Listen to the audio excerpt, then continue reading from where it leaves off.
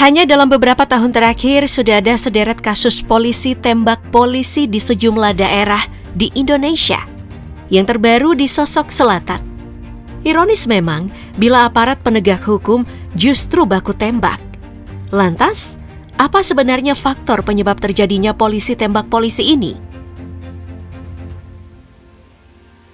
Kasus polisi tembak polisi yang terbaru ada di Sosok Selatan, Sumatera Barat.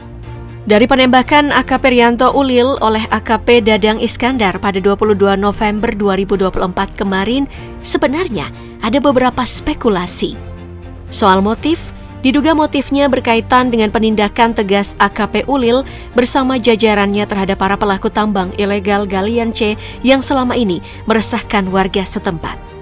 Adanya dugaan motif tersebut lantaran penembakan tersebut saat tersangka tambang ilegal sedang diperiksa pada lewat tengah malam. Saat itulah terdengar suara tembakan dari luar gedung, dan ketika dicek, Ulil tergeletak dengan 2 luka tembakan di kepala. Tapi ini bukan sekadar penindakan tegas. Ahli hukum pidana Universitas Bina Nusantara, Ahmad Sofyan, menyebut kalau kemungkinan besar kasus disolok syarat akan adanya kepentingan yang hendak dilindungi. Nah, ketika ada polisi yang ingin menuntaskan masalah ini, polisi lain merasa terganggu dengan kepentingannya. Spekulasi kedua, bisa jadi ini adalah pertarungan antara penambang ilegal yang backingannya berbeda-beda. Tapi, spekulasi kedua ini kecil kemungkinannya karena ada fakta yang diutarakan keluarga AKP Ulil Rianto. Menurut pengakuan keluarga, AKP Ulil Rianto sempat mengutarakan bahwa tugasnya sebagai Kasat Reskrim Polres Solok Selatan sangat berat sehingga ingin keluar dari kepolisian. Fakta lain karena Dadang Iskandar tidak hanya menyasar AKP Ulil Rianto, tapi juga menyasar rumah dinas Kapolres Solok Selatan AKBP Arif Mukti.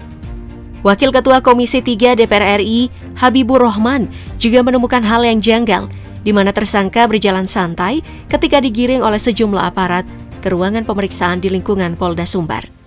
Dadang juga tidak diborgol, bahkan ketika di ruang pemeriksaan, Dadang terlihat masih sempat merokok. Maka kemungkinan besarnya, Dadang Iskandar tidak senang dengan aksi koboi yang dilakukan oleh AKP Rianto Ulil. Kapolri pun turun tangan dengan memerintahkan 2 jenderal untuk mengusut kasus polisi tembak polisi ini. Kapolri juga tegas menindak tanpa pandang bulu dengan langsung menggelar sidang Komisi Kode Etik Polri untuk memutuskan memberhentikan AKP Dadang Iskandar secara tidak terhormat. Tapi, meski AKP Dadang sudah ditindak tegas, ada efek domino dari kasus ini.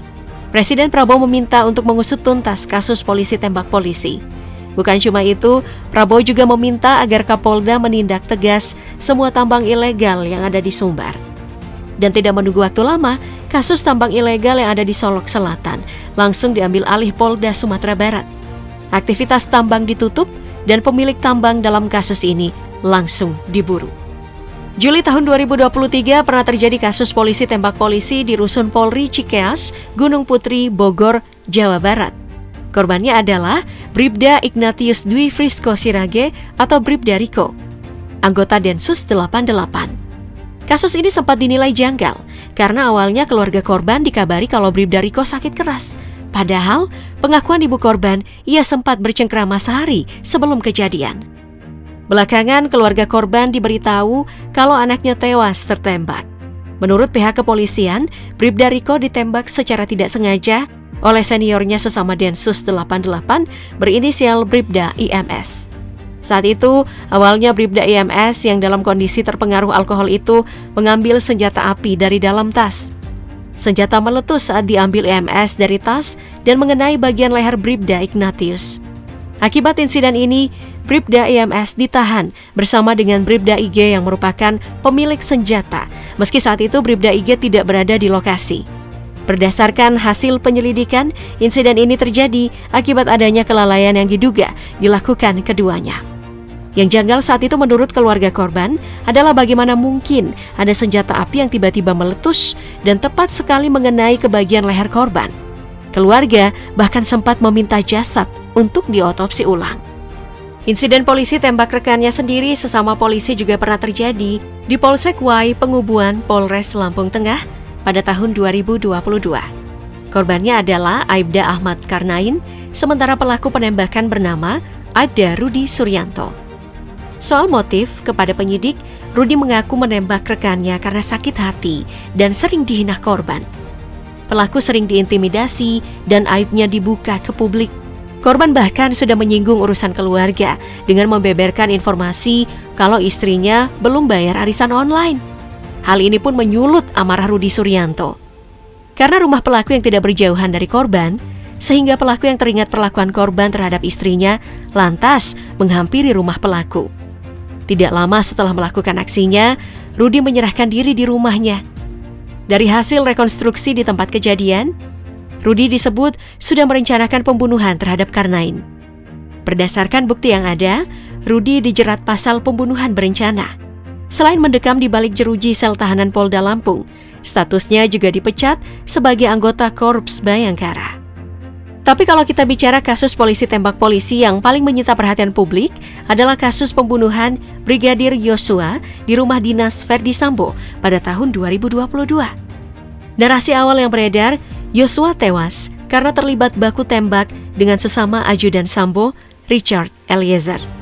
Katanya, peristiwa itu bermula dari pelecehan yang dilakukan Yosua ke istri Sambo, Putri Chandrawati. Namun banyak kejanggalan dari cerita tersebut. Spekulasi publik pun berkembang mengarah ke sosok Sambo.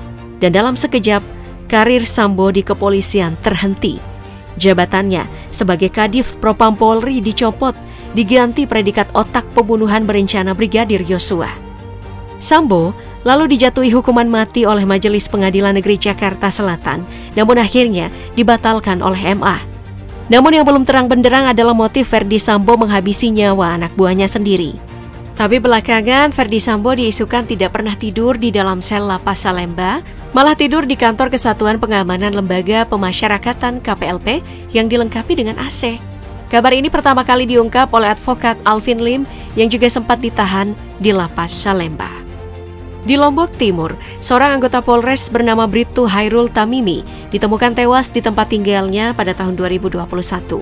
Pelakunya berinisial MN, anggota Polsek Wanasaba, berpangkat Brigadir Kepala.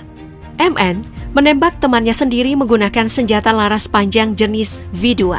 Dari hasil olah TKP, kronologinya MN saat itu sedang tugas piket. Lalu secara diam-diam, pelaku mengambil senjata laras panjang dan mendatangi korban di rumahnya dan langsung menembaknya. Terkait motif, disebut karena persoalan asmara. Pelaku cemburu kepada korban yang diduga memiliki hubungan gelap dengan istrinya. Karena terbukti menghilangkan nyawa orang lain oleh majelis hakim, MN divonis 17 tahun penjara yang mana lebih rendah 1 tahun dari tuntutan jaksa. Sementara di Cimanggis, Depok, seorang polisi juga harus meregang nyawa. Yang bikin miris, peristiwa ini terjadi di sentra pelayanan kepolisian Polsek Cimanggis, di mana peristiwa bermula ketika Bribka RE mengamankan seorang pelaku tawuran. Pelaku berinisial FZ diamankan karena kedapatan membawa senjata tajam. Kemudian orang tua FZ datang ke kantor Polsek Cimanggis, didampingi oleh Brigadir RT dan Brigadir R.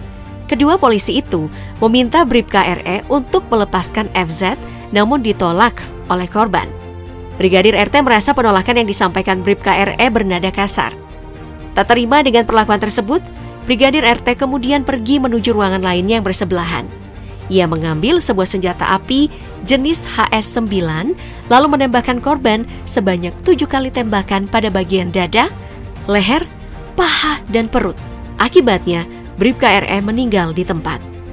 Rentetan kasus yang menerpa kepolisian Republik Indonesia dalam beberapa tahun terakhir membuat tingkat kepercayaan publik terhadap institusi penegak hukum turun drastis, apalagi sejak kasus Verdi Sambo.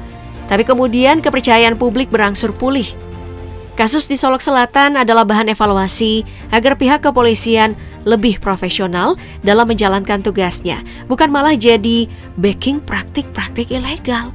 Hal yang juga mungkin harus dievaluasi adalah prosedur penggunaan senjata api. Apakah ini sudah dilakukan atau belum?